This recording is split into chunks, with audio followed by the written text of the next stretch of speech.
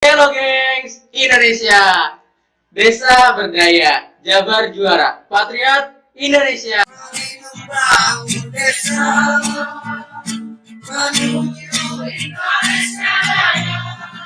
Ke tahapan kedua yaitu wawancara. Wawancara ini dilakukan dengan sistem grouping, dalam artian tidak satu orang wawancara dengan satu orang yang akan diinterview, tapi dilakukan berkelompok.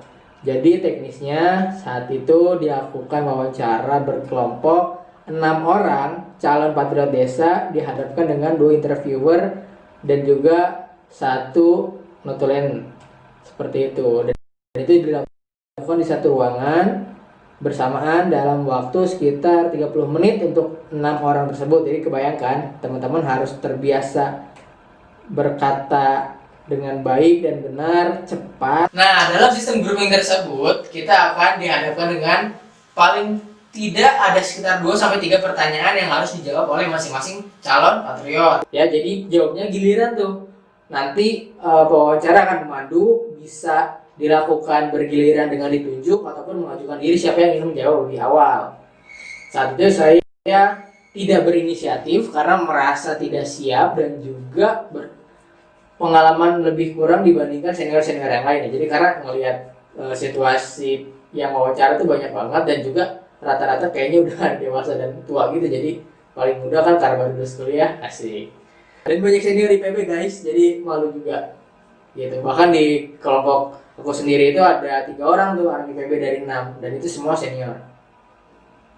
Jadi malu juga kalau misalkan banyak ngomong tapi belum apa-apain, sedangkan mereka sudah banyak melakukan pemberdayaan seperti itu.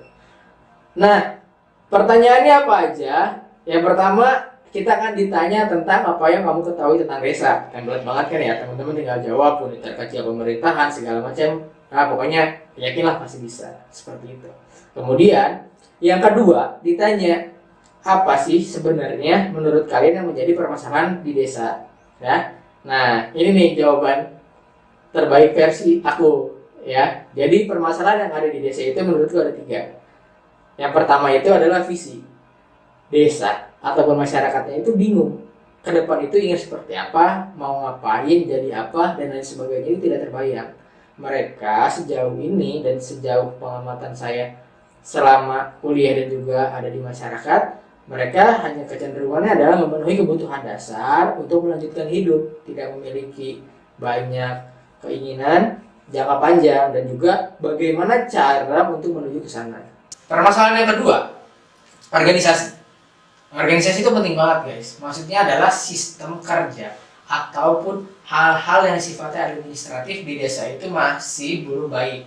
Karena teman-teman kan tahu sendiri ya, tidak semua bisa mengenyam pendidikan tinggi di desa atau masyarakat desa pada umumnya. Sehingga perlu orang-orang yang paham betul cara kerja, yang namanya sistem, administrasi, dan lain sebagainya. Karena untuk mengatur unit terkecilnya aja nih, itu perlu tuh orang-orang kayak gitu yang paham hal tersebut.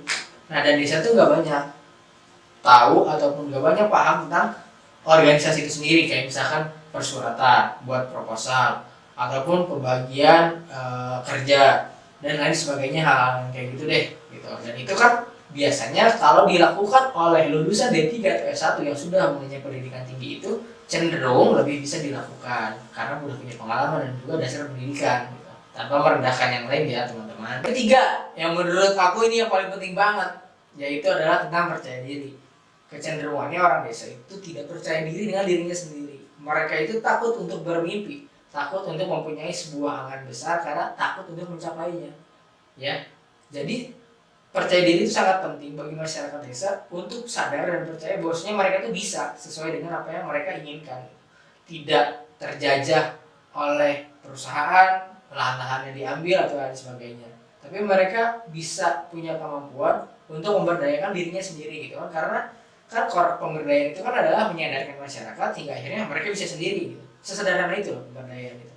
Jadi itu jawaban aku dari pertanyaan yang kedua ya, apa yang menjadi masalah yang ada di desa. Dan pastinya teman-teman ingat waktu teman-teman ngomong maksimal itu sekitar 2-3 menit dan itu harus dilakukan dengan sangat cepat baik gitu.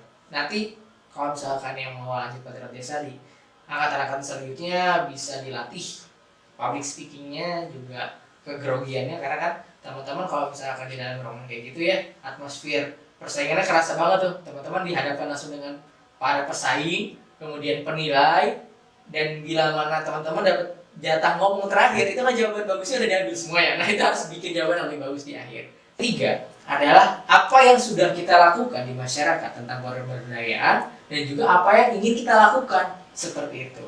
Nah, saya menjelaskan apa yang sudah saya lakukan itu berdasarkan pengalaman saya pribadi sebagai masyarakat, tentunya di daerah atau lingkungan saya sendiri, seperti itu. Jadi nggak usah ngada-ngada kalau misalkan emang nggak ada gitu. Kemudian juga saya cerita tentang saya ketika jadi mahasiswa itu melakukan penelitian bersama masyarakat di pesisir utara Probolinggo. Saat itu masyarakatnya adalah berprofesi sebagai nelayan dan juga adalah pemandu wisata hiu paus. Dan saya melakukan pemberdayaan berupa edukasi tentang pentingnya kelestarian lingkungan dan juga tata kelola wisata yang baik dan ramah lingkungan. Kemudian juga waktu KKN di Pandeglang, di Desa Tanjung Jaya, Kecamatan Panimbang, aku melakukan pemberdayaan yaitu pengolahan ikan ataupun hasil tangkapan dari para nelayan yang sebelumnya hanya dijual mentah atau segar, sekarang dijadikan produk setengah jadi gitu, dan juga bisa langsung dijadikan produk akhir untuk jajanan anak-anak gitu, dan yang berbahan dasar ikan. Karena kebetulan juga waktu KKN dapat desanya penempatannya di pesisir. Oh iya, aku juga cerita bahwasanya pernah bawa konsep kebudayaan Indonesia, salah satunya yaitu batik, untuk memperkenalkannya ke Jepang dalam kegiatan Future Leader Camp Batik Festival 2018 di Kyoto. Wawancara dilakukan di Hotel Salis Bandung di depan kampus UPI, Universitas Pendidikan Indonesia, di Jalan Setiabudi. Jadi waktu itu tes dilakukan dalam beberapa hari, kalau tidak salah antara hari Senin sampai Jumat. Saya kebagian hari Kamis sekitar jam 10 pagi. Oke, terima kasih hatur nuhun buat yang udah nonton video aku. Jangan lupa nonton video selanjutnya dan juga tonton yang sebelumnya biar gak ketinggalan informasi apapun. Jangan lupa like, comment, dan subscribe. Hatur nuhun saja, Mbak.